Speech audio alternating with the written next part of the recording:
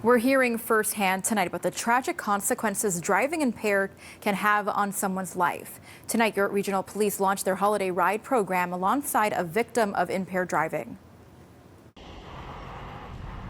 That incident just doesn't end. The trauma doesn't end. The suffering does not end.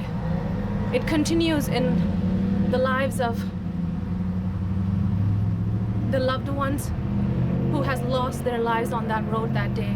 An emotional plea from Nerusha Mahendram, who understands the loss at the hands of impaired driving all too well after her father was killed by a drunk driver last New Year's Eve.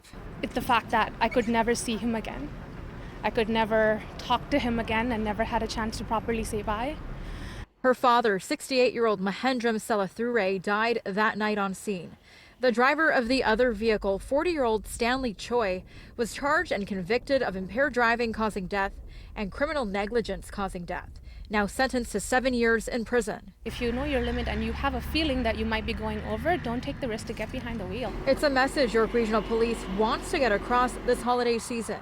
Officials say this year they've laid 1,600 impaired driving charges, and they want to make sure that number doesn't increase by launching their holiday ride program. York Regional Police has received more than 4,400 calls to 911 from concerned citizens who have spotted suspected impaired drivers on our roadways. Police say this year the ride program will look a little different due to COVID-19.